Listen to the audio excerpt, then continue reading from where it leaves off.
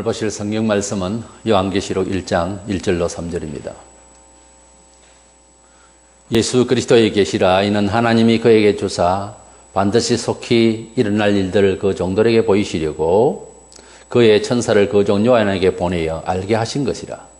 요한은 하나님의 말씀과 예수 그리스도의 증거 곧 자기가 본 것을 다 증언하였느니라. 이 예언의 말씀을 읽는 자와 듣는 자와 그 가운데 기록한 것을 지키는 자는 복이 있나니 때가 가까움이라. 아멘.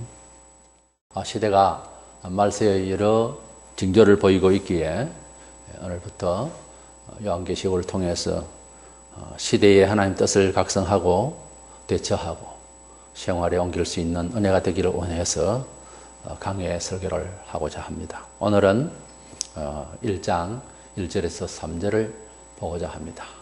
요한계시록 1장은 매우 중요한데 모든 각 권의 성경마다 1장이 그 책을 쓰고자 하는 목적과 근원에 대해서 항상 기록하고 있는 점이 있습니다. 그래서 1장을 항상 잘 연구를 하고 터득을 해야 됩니다. 그래서 오늘은 1장 1절에서 3절을 보겠는데 먼저 1장을 분해를 해보고자 합니다. 1절에서 3절은 예수 그리스도께서 언제 오시는가, 오시기 전에 어떤 일이 있는가에 대한 내용을 기록한 이 요한계시록이 어디서 왔는가, 출처에 대해서 경로를 말씀해 주고 있습니다. 4절에서 8절은 아시아 7교회에 보내는 편지에 성부, 성자, 성령 삼위 하나님 이름으로 축복을 합니다. 그래서 성령의 이름으로 또 성자의 이름으로 또 성부의 이름으로 이렇게 역사하시는 하나님의 은혜를 기록하고 있습니다. 9절에서 10절에 보면은 또 17절에 계시를 받은 사도 요한의 환경적인 요소, 이 계시를 받을 때 어떤 상태였는가 하는 것도 매우 중요합니다. 우리가 하나님의 말씀을 은혜를 받을 때 혹은 계시를 받는다 할 정도로 은혜를 받을 때는 반드시 그때의 정황이 함께 이해가 되어질 수 있어야 됩니다. 태만하고 가만히 있는데 하나님 계시가 있다, 있을 수 없는 일이죠. 그래서 사도 요한이 이 계시를 받을 때 어떤 정황이었느냐 하는 내용이 나오고 11절에서 20절까지는 다시 오실 예수 그리스도의 모습은 어떤 모습인가, 예수님이 재림하실 때의 그 영광스러운 모습에 대해서 미리 1장에 보여주고 있습니다. 주님은 권능의 말씀의 주로 교회의 주인으로 영광스러우신 분으로 심판의 주로 이렇게 표현이 되고 있습니다. 성경은 각각 특징이 있는데 창세기나 천지창조를 모든 만물과 만사의 기원을 말해주고 있죠. 그리고 사복음서는 예수님의 육성이 들어있고 예수님의 일대기가 들어있습니다. 사도행전은 사도들의 복음을 전한 역사를 기록하고 있습니다. 로마서는 여러 내용들이 있습니다만 특별히 로마서는 기독교 교리서라고도 할 만큼 그렇게 복음에 대해서 변증적으로 잘 기록해주고 있습니다. 요한계시록은 역시 미래에 되어질 예언서입니다. 성경 전서는 기본적으로 예수 그리스도에 관한 말씀입니다. 요한복음 5장 39절과 46절에 주님이 그렇게 말씀하셨습니다. 구약과 신약 다 이렇게 예수 그리스도를 중심해서 기록한 것이 성경입니다. 그러면서도 각 권마다 특징이 있는데 예수 그리스도의 역사, 하나님의 역사에 대한 다양한 모습을 보여주시기 위한 그런 입장에서 기록들 되어 있습니다. 요한계시록도 결국은 예수 그리스도에 관한 말씀인데 다시 오실 예수 그리스도에 관한 말씀으로 특징을 가지고 있습니다. 계시록의 그 각 장마다 1장에서 쭉 가면서 제목을 붙일 수가 있겠는데 우리가 보고자 하는 이 1장은 다시 오실 예수 그리스도의 모습입니다. 재림하실 예수 그리스도의 모습이라고 명명할 수가 있겠습니다. 본문 1장 1절에서 3절을 통해서 제목을 삼는 것은 계시의 그 출처와 이 계시를 우리에게 주시는 목적이 무엇인가에 대해서 제목으로 말씀을 나누고자 합니다. 먼저 계시의 출처에 대한 말씀을 나누겠습니다. 먼저 계시가 어디서 왔느냐 하는 것을 명확하게 해두는 것은 대단히 중요한데 먼저 아실 것은 예수 그리스도의 재림의 날짜는 아무도 알 수가 없어요. 마태복음 24장 36절에 그러나 그날과 그때는 아무도 모르나니 하늘의 천사들도 아들도 모르고 오직 아버지만 아시느니라. 사도행전 1장 7절에 이르시되 때와 시기는 아버지께서 자기의 권한에 두셨으니 너희의 알 바가 아니요 그랬습니다. 때문에 예수 그리스도께서 재림하실 장 본인인데도 날짜를 알지 못한다고 하는데 예수 그리스도의 재림의 날짜를 말한다고 하는 것은 이것은 말이 안 되는 이야기입니다. 이래서 우리는 그 날짜를 알 수가 없다고 하신 주님의 말씀대로 아버지만 아시니까 우리가 알 수가 없습니다. 본문 1절에 예수 그리스도의 계시라 이는 하나님이 그에게 주사 반드시 속히 일어날 일들을 그 종들에게 보이시고 그의 천사를 그 종 요한에게 보내어 알게 하신 것이라 그랬습니다. 비록 사도 요한이 이 계시를 받아서 기록을 했지만은 사도 요한이 상당히 신령하고 그래서 자기가 기도를 하다가 이런 내용들을 상상을 하거나 그런 내용을 자기 혼자 은혜를 받아서 기록했다가 아닙니다. 여기에 분명히 예수 그리스도의 계신데 하나님이 그에게 주사 그러면서 기운이 하나님께 있다고 하는 내용을 분명하게 이야기하고 있습니다. 우리가 은혜를 받으면 내가 뭘 받았네 어쩌네 하는데 계시의 근원이 어디냐 하는 것이 대단히 중요한데요. 먼저 이 계시라고 하는 한자어는 헬라어로 아포칼립시스라고 하는데 아포칼립시스는 사람의 지혜의 능력으로는 알 수 없는 것을 하나님이 열어서 보여주셔서 알게 된 것을 말합니다. 그래서 신의 계시라고 할 때는 그 계시로 깨닫기 전에 그 계시를 받기 전에는 전혀 그런 일이 있을 수 있거나 그러함에 대해서는 추상을 할 수가 없다는 거죠. 사람의 지혜로는 도저히 상상을 할 수가 없다는 거죠. 종말에 대한 예언자들도 많이 나타났습니다. 그러나 하나님께서 계시하신 건 왜 말한 것은 다 이것은 옳지를 않습니다. 비슷한 이야기를 하는 것 같아도 그것을 부풀어서 설명한 것뿐이지 절대로 마지막 때에 대한 종말에 대한 예언은 하나님이 계시하셔야 되는 것 같습니다. 왜냐하면 예수께서도 그 오실 날짜를 모른다고 하셨기 때문입니다. 이래서 언제 재림이 되고 언제 세상 종말이 되느니 어쩌니 날짜를 말하는 것은 안 맞다고 말이에요. 왜냐하면 계시에 속한 일이기 때문에 계시는 하나님이 보여주셔야 안다는 차원에서 이 말뜻을 알아야 되겠습니다. 1절에서 본 계시의 근원과 전달 과정을 자세하게 말해주고 있습니다. 1절에 초두에 예수 그리스도의 계시라 할 때 계시의 내용이 무엇이냐는 것이지 예수 그리스도가 계시하신 것이다. 이래 읽으면 안 됩니다. 예수 그리스도의 하는 이 속격의 의라고 하는 말은 예수 그리스도의 관한 계시라는 말입니다. 그 말이 나의 말이다. 그런 뜻이란 말이에요. 그러니까 예수 그리스도의 계시라는 말은 예수 그리스도께서 직접 하신 계시라 이런 뜻이 아니에요. 예수 그리스도의 관한 계시라는 말입니다. 이렇게 예수 그리스도에 관한 말씀인데 그러니까 성부 하나님께서 예수 그리스도의 관한 계시를 예수 그리스도께 주셨다고 말해요. 이 점을 분명하게 해야 됩니다. 그러니까 성부 하나님께서 예수 그리스도에게 주신 계시라는 말입니다. 예수님께서는 땅에 계실 때나 성천하신 이후에나 마찬가지로 예수께서는 자의로 말씀하시지 아니하시고 항상 예수께서는 아버지께서 주시는 말씀을 하신다고 그랬어요. 요한복음 12장 49절 50절에 내가 내 자의로 말한 것이 아니요 내가 이르는 것은 내 아버지께서 내게 말씀하신 그대로니라 하시니라 그랬어요. 요한복음 14장 24절에도.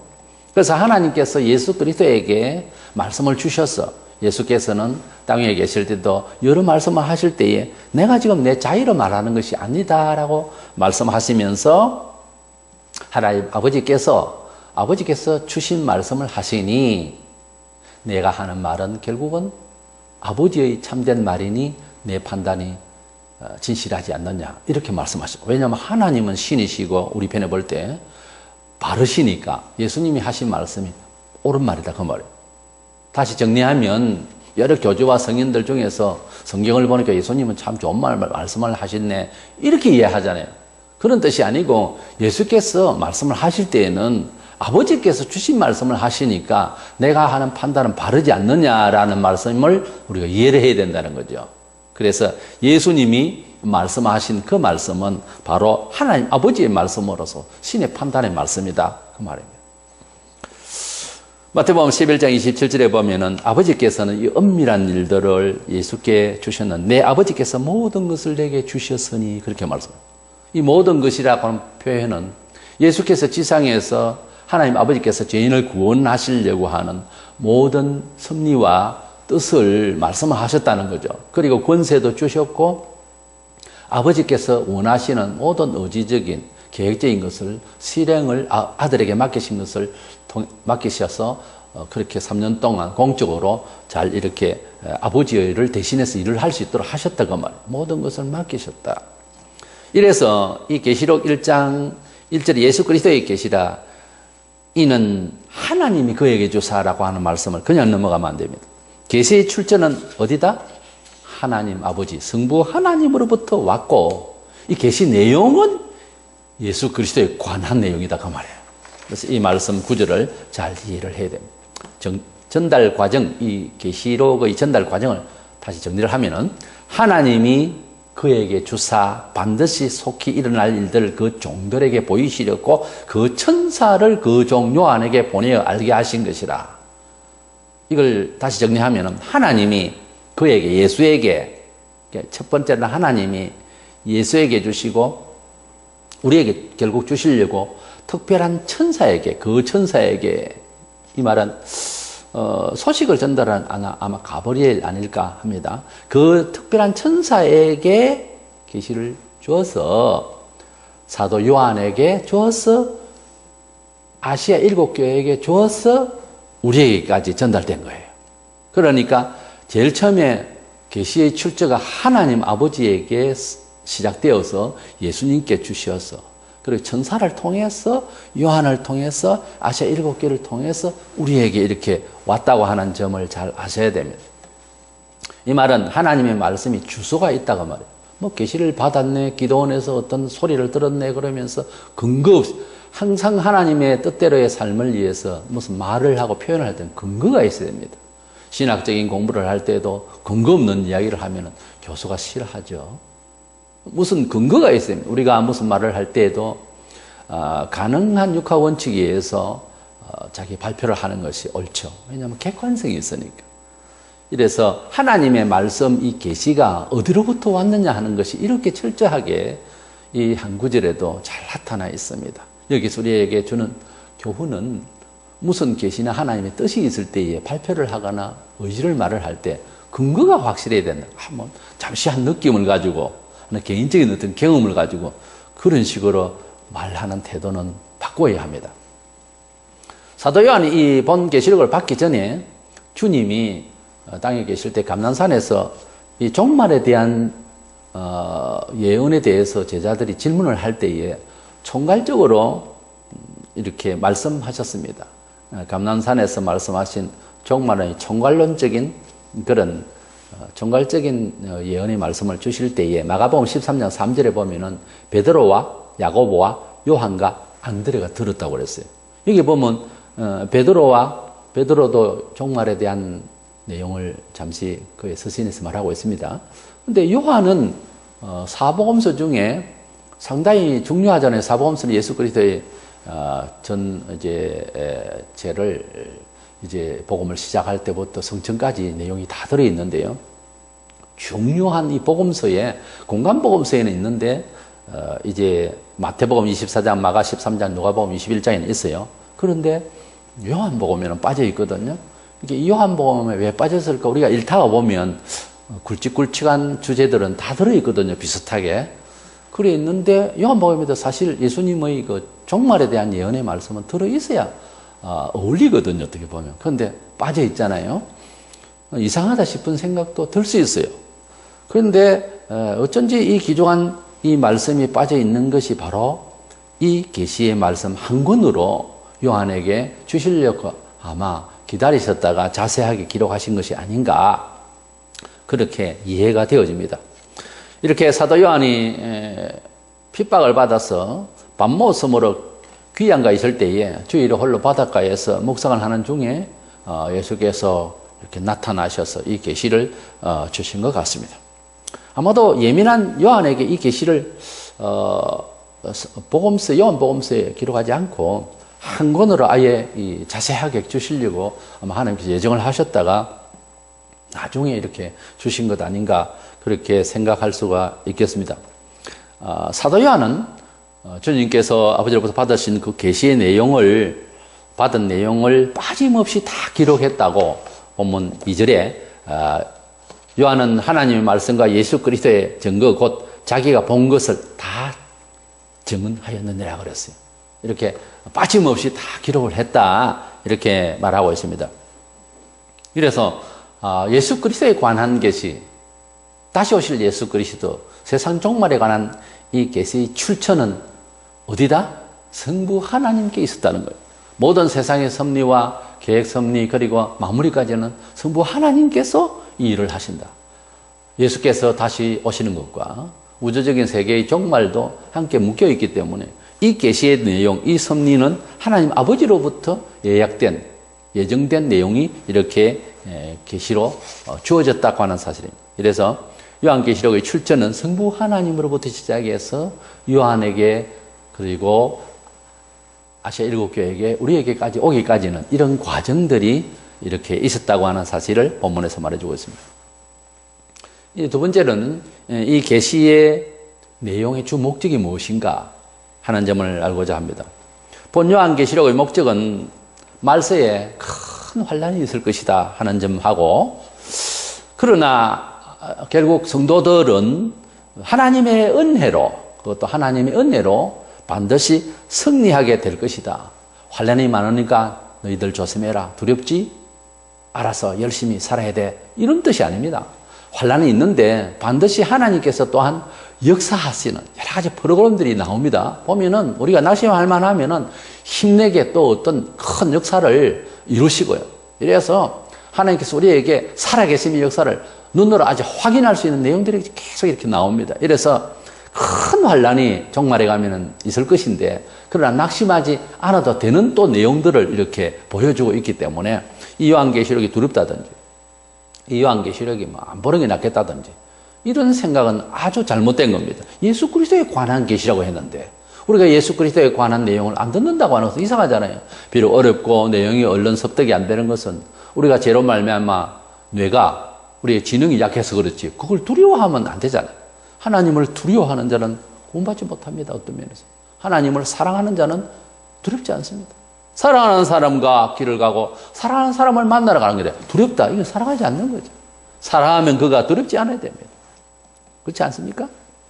하나님의 은혜로 말세에도 반드시 이기게 하시는 내용이 있으며 끝내 우리가 부활 승리하게 되는 약속들이 있고, 또 이 계시록 내용에는 불신자들은 결국 지옥 갈 형벌의 부활을 받아서 이제 멸망을 받는 것까지 완전하게 우리가 이제 승리하게 되고, 또 하나님께서 우리 편이 되심을 확실하게 이렇게 내용을 보여주시고 있기 때문에 다음에 있을 일이지만은 그런 앞당겨서 이 그림을 보면은 낙심하지 않을 수 있고, 또 우리가 희망을 걸 수 있고, 또 핍박받는 이 사회 생활 속에서 불신자에 대한 미래를 알기 때문에 오히려 긍휼히 여기면서 우리가 도전할 수 있고 인내할 수 있는 이런 힘들을 우리에게 주시는 거예요.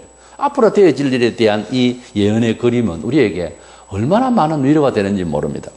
앞당겨서 오늘의 삶을 그렇게 인식하고 판단하면서 우리 자신을 컨트롤해 나갈 수 있는 좋은 힘이 되는 거죠.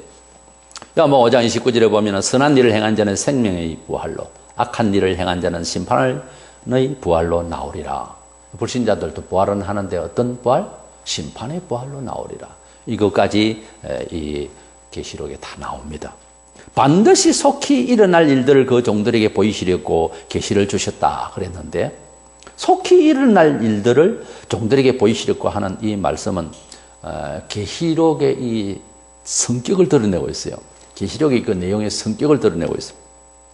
반드시라고 하는 데이라고 하는 말은 필수적으로, 반드시라고 하는 말은 필수적으로, 불가항적으로, 이 반드시는 어떤 사람이 사람과 사람 사이에서 반드시 그것은 필히 그것은 일을 이루겠다, 이런 정도의 의지적인 결단이 아니라 반드시 되어진다는 것은 그렇게 안 되면 안 되는 신의 의지에 대한 사람으로서 불가항적인 일이다. 그렇게 이루어질 수밖에 없다는 거죠. 그러니까 반드시 이루어진다라고 하는 이 말씀은 신의 의지적 어떤 내용을 말합니다. 그러니까 하나님께서 반드시 이렇게 이룰 것이다 하는 입장에서 그럴 수도 안 있겠느냐라고 생각을 하면 안 된다고 봐요. 하나님께서 역사하심이 확실하게 일어날 것이다. 속히 일어날, 이 말은 속히 일어난다는 말 뜻은 우리의 가지고 있는 시간 개념이 아니에요. 하나님께서 작정을 신속하게 역사하고 있다는 뜻입니다. 속히 일어난다. 이 계시의 말씀에 속히 일어난다 하는 말씀. 가령 예를 들어서 예수님께서 속히 오신다고 하신 지가 벌써 2000년이 지났어요. 우리는 2000년이라는 세월이 어떻게 굉장히 오래됐죠. 우리 하루를 사는데 오전, 오후, 밤 이래서 하루가 24시간 굉장히 제법 길게 보이죠.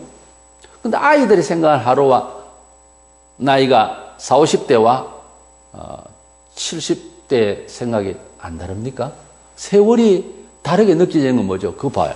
사람만 해도 이렇게 시간 의식이 다른데 하나님께서 보실 때는 이 세월이 신속하게 지나가고 있다는 사실. 우리는 그런 시간 의식이 안 깨어 있어서 그렇지 지구가 굉장히 빨리 돌고 있거든. 그런데 우리는 그렇게 의식을 못 하고 있잖아요. 로마 13장 11절에 또한 너희가 이 시기를 알거니와 자다가 깰 때가 벌써 되었으니 이는 이제 우리 구원이 처음 믿을 때보다 가까웠음이라 그랬어요. 이것은 겨우 이제 바울이 우리에게 우리의 시간 의식에 약간 비추어서 전에보다 지금이 구원 완성이 가까워오고 있다. 그런 뜻인데 이것은 하다못해 시적으로 이해해야 되고 하다못해 이것은 그런 감각적으로 이해해야지 어제 오늘 내일 이런 시간 순서로 말하자면 가깝다는 그 구원의 날이 벌써 2000년이 지나갔으니까 우리는 말이 좀 맞나 안 맞나 그런 생각 들잖아요. 그런 시간 의식이 아니라고 하면 베드로서 3장 8절에는 사랑하는 자들아 죽게는 하루가 1000년 같고 1000년이 하루 같다는 이 한 가지를 잊지 말자 그랬어요. 하루가 1000년 같고 1000년이 하루 같다. 그래요. 시간은 쓰기 나름입니다. 무엇을 바라보고 사느냐에 따라서 인생의 계획 따라서 살 때의 시간 의식이 달라집니다. 우리 그런 경험을 하잖아요. 어떤 이에게는 하루가 1000년 같아도 하나님과 함께하는 삶을 살면은요 1000년이 하루같이 충실하게 의미 있게 살려고 합니다.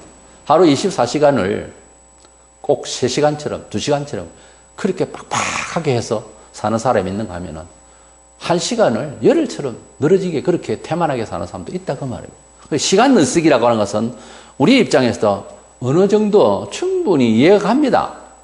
하나님께서는 속히 일어날 일을 너희들에게 보냈다 하는 이 말씀은 속히라면 우리 생각에는 어느 정도 하루 만에 속힙니까?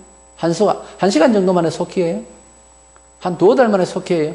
사람마다 조금 다릅니다. 살아가는 의식의 시간 개념 따라서 사람마다 틀리다고 말이에요. 뭐 이제 시간과 거리 이런 것도 사람마다 다 틀립니다. 예를 들어서 뭐 차를 운행하는데 속도가 시속 100이라면 빠른 사람이죠. 그 레이스를 좋아하는 사람은 150, 180, 200 이래 넘어가고 늘 이런 생활 레이스 이런 이제 그 선수들 같은 경우 시속 100 하면 별 뭐 그렇게 빠르게 생각하지 않습니다. 일상생활 그렇습니다. 고속도로에서 한참 달리다가 이제 고속도로에서 빠져나와서 시내길을 가면 이 속도 감각이 좀 떨어집니다.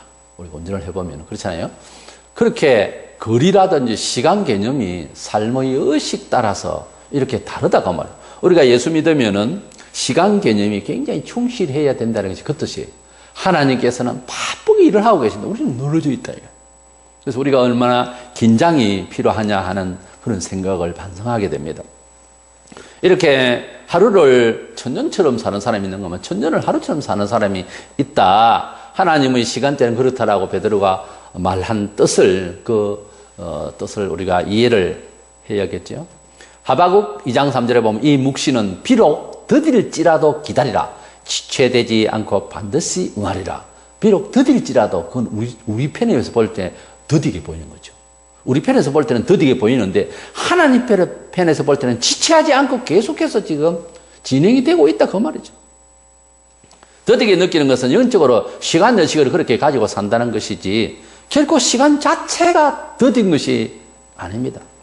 고장나지 않는 시계라면 시계는 정확하게 서울 시계나 촌락 시계나 육지의 시계나 바다의 시계는 똑같이 돌아가요. 그런데 시간을 어떻게 의식하느냐는 것은 사람이 같은 동시대의 사람이고 같은 환경에 살아도 시간 의식을 다르게는 할 수 있어요. 시간이 가든가 말든가 이렇게 태어난 사람이 있는가 하면 어떤 계획을 놓고 시간이 아주 없는 사람이 있어요. 바쁜 사람이 있어요. 쪼개서 시간을 사는 거예요. 우리가 서로 위아래가 아니라 친구 사이라도 시간 있나? 시간 있나? 이렇게 시간이 있습니까? 이렇게 묻는 건 실례입니다. 이 바쁜 세상에 시간이 남아도는 게 어디 있습니까? 시간 좀 내주실랍니까? 어떤 때 시간이 있겠습니까? 이렇게 묻는 것이 정상이에요. 이건 옛날부터 그렇게 물어야 하는 것입니다. 물어야 하는 것입니다. 이래서 하나님께서 예를 들어서 하나님이 이제 의인화해서 하나님 그 시간 좀 있습니까? 이렇게 묻는 것과 그 시간 좀 내라 이렇게 하는 것과 여러 가지 말을 한번 만들어 보세요. 하나님이 어떤 계획을 가지고 굉장히 지금 중심에 이래 있는데 아무렇게나 시간을 내달라. 그게 있을 수가 없는 일이잖아요. 하나님의 시간대에 우리가 살아야 됩니다. 그만큼 계획이 철저하고 우리 하나님의 그러한 섭리의 역사를 닮아서 우리들도 일상을 살면서 인생을 계획을 할 때 어떤 주 목표가 있고 또 월 계획이 있고 하루에 일과표가 있는데 그 시간대에 우리가 충실하기 위해서는 시간의식이 그렇게 빡빡하게 그러면서도 그 뜻이 은혜가 되면 평강 가운데서도 바쁘게 움직이는 그런 삶이 필요합니다. 시간 자체는 더딘 것이 아니라 사실은 시간은 굉장히 빨리 돌아가고 있습니다. 그것은 시간이 없다, 바쁘다 하면서 일을 열심히 하는 사람에게 하는 소리고요. 별 할 일이 없는 사람은 시간이 빨리 안 가죠. 예. 그와 같이 시간은 분명히 신속하게 돌아가고 있는데 우리가 태만하다 보니까 예수 그리스도의 재림에 관한 소식이 나중에 될 일이다. 태만하게. 그건 잘못됐단 말이에요. 하나님이 요한계시록을 읽을 때나 마태복음을 읽을 때나 창세기를 읽을 때나 언제나 하나님은 지금 여기에서 일어나는 일처럼 우리에게 호흡하기를 원하고 깨닫기를 원하고 계시다 하는 점을 알아야 되겠습니다. 그리고 일어날 일들이라고 했는데 일들은 하나님께서 말씀을 따르면 어떤 일이 일어날 것이다 이런저런 일 이런 뜻이 아니고 이것은 말세에 나타날 일들을 말합니다. 이렇게 속히 일어날 일들이라고 할 때는 그 일들은 그러니까 이 계시록을 복음서 읽듯이 혹은 계시록이나 창세기나 잠언서나 무슨 예언서를 이런 식을 읽듯이 거기에서 무슨 복음의 뜻을 찾고 그런 내용 이전에 그 내용들도 다 함축되어서 안에 표현이 되고 있습니다만 그러나 이 요한계시록은 앞으로 나타날 속히 일어날 일들에 대해서 이것은 말세에 일어날 징조들과 일들에 대한 이런 예언적 특수성이 있다고 하는 사실을 놓고 봐야 됩니다. 근데 어떤 사람이 요한계시록을 놓고도 복음을 읽듯이 마태복음을 읽듯이 그렇게 그냥 은혜로운 복음의 내용이다 생각하고 비유로만 생각하고 이렇게 이해시키려고 하는 사람도 있는데 그렇게 보면은 각 성경을 그런 식으로 다 봐버리면은 곤란한 것이 창세기를 볼 때 천지 창조와 만사 만물의 근원인데 거기에도 복음의 내용은 있어요. 항상 구속사적인 입장에서 기록해서 그러나 사건 자체는 사실이란 말이에요. 천지를 창조하셨다는 사실 자체가 더 중요한 거예요. 그렇지 않습니까? 사도행전에서 복음을 이해하고 예수님을 이해하는 분이 있습니다. 그러나 사도들이 어떻게 복음을 증거했을 때 어떤 일이 일어나더라고 하는 사실 자체에 더 중요성을 가지고 봐야 되거든요. 그게 무슨 교훈을 받고 물론 교훈도 들어있지만 로마서를 보면서 예수님이 일대기를 생각한다. 물론 일대기 들어있죠. 그러나 기독교는 다른 종교와 다른 차이점 이런 것들이 자세하게 발췌를 이렇게 할 수 있도록 내용이 그렇게 되어 있거든요. 그러니까 각 성경마다 특성이 있다고 하는 점에 대해서 유의를 하면서 계시록을 이해해야 되지 않느냐 하는 거예요. 그래서 일어날 일들, 이것은 장래에 일어날 일들, 예언이다 이 말이에요. 그래서 일들 하는 말 자체도 그렇게 이해해야 돼요. 그러면 이제 세 번째로 이 계시의 예언의 말씀을 들을 때 지금 현재 우리에게 또 다음에도 어떤 효력이 있을까 하는 거예요. 성경을 읽으면서 은혜를 받았는데 그것을 지식을 가지고 있으면서 안다는 자체, 종교적 상식만 많이 있다고 하면은 사람이 교만해질 수 있습니다. 의외로요. 그러니까 어떤 효력이 발생하는데 은혜가 돼야 되고 타인에게도 은혜가 돼야 되지 않겠어요? 요한계시록을 배웠는데 가령 타인을 은혜가 되지 않게 한다면 잘못 배운 거예요. 그래서 요한계시록의 이 예언의 효력이 무엇이냐는 거예요.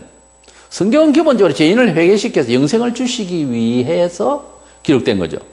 야고보서 20장 31절에 오직 이것을 기록하면 너희로 예수께서 하나님의 아들 그리스도이심을 믿게 하려 하며 또 너희로 믿고 그 이름을 힘입어 생명을 얻게 하려 함이니라. 요한 복음을 기록하면서 사도 요한이 한 말의 다른 성경을 기록하는 사람들도 같은 이야기죠. 결국 이것을 기록한 것은 예수 그리스도를 믿게 하기 위함이고 그를 믿어서 생명을 얻게 하려 합니다. 하나님의 말씀을 읽고 생명을 얻는 일에 우리가 효력으로 발생할 수 있어야 정상적인 이런 독서이고 정상적인 해독인 것입니다. 이걸 읽어서 이해를 한 겁니다. 그러나 하나님의 말씀을 읽고 사람이 삐뚤어진다든가 하나님 말씀을 읽고 뭐 가정의 문제를 일으키고 직업의 문제를 일으키고 사회의 문제가 일어났다면 그건 이단이 되는 거예요. 하나님의 말씀을 읽을 때에 하나님의 말씀이 그로 하여금 잘못되게 한 것이 아니고 사심이 들어있거나 시험을 받아서 성경을 가지고서 사람을 해롭게 하는 사람들이죠. 바로 사이비 교주들과 이단들입니다. 그리고 멀쩡한 이런 개신교에 있는 목사들도 교회들도 상당히 문제를 안고 있는 교회도 있어요. 왜냐하면 하나님의 말씀을 자기의 생각과 시대 감각에 너무 이제 영향을 받아서 목사라는 사람이 하나님께서 영원히 변치 않은 어느 시대나 우리에게 효력을 발생시키는 생명의 역사에 대한 말씀은 없고 뭐 다른 이 세속적인 이런 쪽으로 성경을 이렇게 이용을 하다가 교회가 이상한 성질로 변하는 이런 교회도 많습니다. 하나님의 말씀의 효력 발생은 바로 생명과 영생에 있고 구원에 있습니다. 판단에 있고 성결에 있어요. 그래서 이 계시록이 주는 예언적 효과가 뭐냐 하는 것은 또 특징적으로 따로 있는데 사람을 잘못되게 하는 건 아니다고 말이에요. 우리의 믿음을 더 좋게 충족시키는, 더 발전시키는 이런 말씀이 돼야 되겠죠. 이 계시록은 말세에 관한 예언적인 특성이 있어요. 그래서 이 말세를 살아가는 우리도 지금 말세라고 하고 천년 전에도 말세라고도 하지만 지금 시대는 정말 말세지 말을 당했습니다. 모든 걸 우리가 다 알잖아요. 모든 게 네트워크 것이고 다 돼 있어서 모든 이견이 다 보입니다. 온 세계에. 이 현재 보면 정치, 경제, 사회, 문화에 엉망이 되어 있습니다. 이런 시대를 놓고 우리가 말세를 안 할 수가 없어요. 이 말세에 처한 우리가 이 말씀을 쫙 읽음으로써 또 해독함으로써 오늘의 우리가 효력을 이 말씀이 주는 힘, 이 말씀을 통해서 주시는 분별력, 이 말씀을 주시는 우리의 진행 과정에 있어서 성별하고 또 하나님께서 주신 은혜를 받을 수 있는 이런 효력이 있어야 되지 않겠어요? 그래서 1장 3절에 이 예언의 말씀을 읽는 자와 듣는 자와 그 가운데 기록한 것을 지키는 자는 복이 있나니 복을 받아야 되지 않겠어요? 예. 이 말씀을 통해서 복을 받자 이 말이에요. 복이 있나니 때가 가까움이라 그랬어. 이 예언의 말씀에 보면은 직통계신이 뭐냐 그게 아니라 로고스입니다. 이 예언의 말씀, 이 기록된 이 예언의 말씀이 곧 요한에 의한 기록된 이 재림하실 예수 그리스도의 때에 일어날 미래적 이 사건들에 대한 말씀이 우리에게 읽는 자와 듣는 자, 지키는 자가 복이 있다 했습니다. 당시의 성경은 우리도 충분히 그것이 이해가 되지만 특수한 사람들만 소유할 수 있었기 때문에 책도 그렇게 뭐 인쇄술이 있을 사람은 다 그냥 이제 베껴 써서 그렇게 특별한 사람들만 가질 수 있었기 때문에 읽을 수 있다고 하는 자체 이것이 복이잖아요. 그리고 또 이 계시의 말씀을 듣는 자는 복이 있다고 했어요. 계시에 대한 말씀, 예수 그리스도께서 다시 오실 때 세상에 어떤 일이 날 것이며 예수께서 오시면 세상 끝에 어떻게 정리가 될 것인가 하는 축복된 말씀이 들려지는 자체가 복입니다. 물론 일반적 말씀, 성경 신구약 전서 자체를 읽고 듣고 이렇게 들을 수 있는, 볼 수 있는 이런 내용 자체가 복이죠.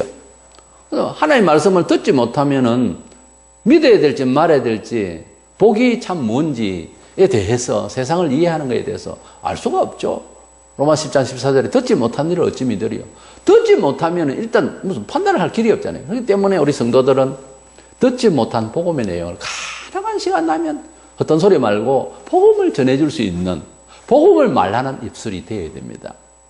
우리가 어떤 이야기 주제 무슨 사회에 어떤 일을 하더라도 그곳에서 예수의 복음의 멘트에 들어가야 되는 거예요.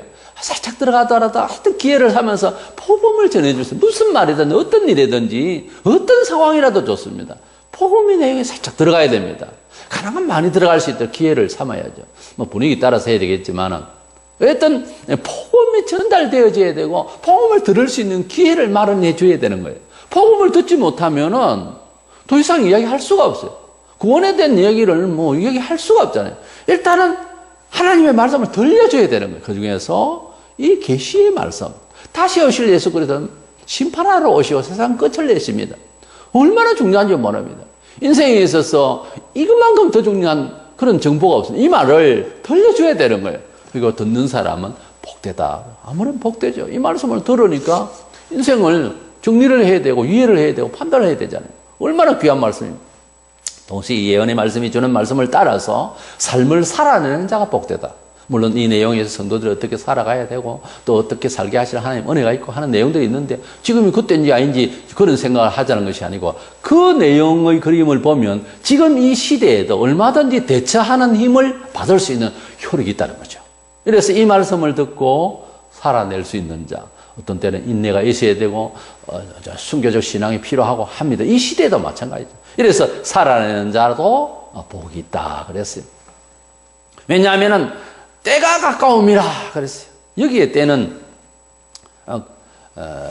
히스토리컬한 어제 오늘 내일의 시간, 아까 말씀드린 시간 의식과 같이 그런 때가 아닙니다. 지금 이 때니까 또 내가 사는 이런 상황이니까 이런 때가 아니고 하나님께서 역사하시는 그런 귀한 기회가 된다는 차원에서 카이로스의 히스토리컬 하나님의 섭리적 시간의 때가 되게 된, 즉 하나님 말씀의 계시의 이 요한계시록은 특별히 하나님께서 역사하신 기회를 우리가 받을 수 있다는 거예요.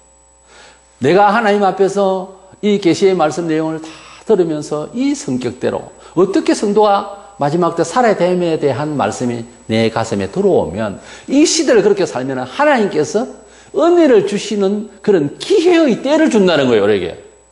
그러니까 같은 세월을 살아도 이 계시의 말씀 재림신앙을 가지면은 하나님이 보실 때 나의 삶이 복이 될 수 있도록 내 마음의 영성을 그렇게 역사하시는 기회를 준다는 거예요. 조금 말이 어렵지만 하나님께서 나의 삶의 과정에 그냥 이 계시도 모르고 재림도 생각 안 하고 이렇게 사는 것보다 그 계시의 말씀을 듣고 내용을 내 마음에 채우고 살아가면 하나님께서 역사하시는 때를 우리에게 준다는 거예요. 그런 때를 마련하신다는 거예요. 그래서 때가 가까움이라 주님께서 회개하라 천국이 가깝다라고 하실 때 그 가깝다는 말이 하나님께서 우리에게 함께 하심이 실질적으로 내 생활에서 역사되는 시간이 많으면 많을수록 좋은데 그냥 교회만 왔다 갔다 멍하니 그냥 천국 소망만 가지고 사는 사람하고는 다른 거예요. 이래서 계시의 말씀을 우리가 들을 때에 하나님께서 은혜 주시는 때를, 은혜 주시는 기회를 하나님이 말하자면 간섭하는 시간이 많아진다는 거예요.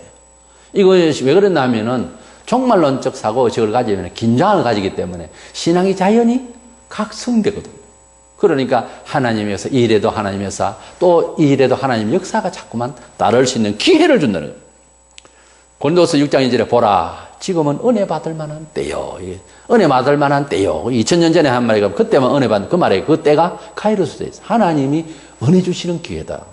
마태복음 24장 45절에 때를 따라 양식을 나눌 줄 자가 누구냐 말씀 등에서 이 때라는 말은 하나님이 주시는 기회의 때, 카이로스의 시간적 개념, 천년의 하루로 보는 시간적 개념, 하나님이 간섭하시는 시간적 개념을 말합니다.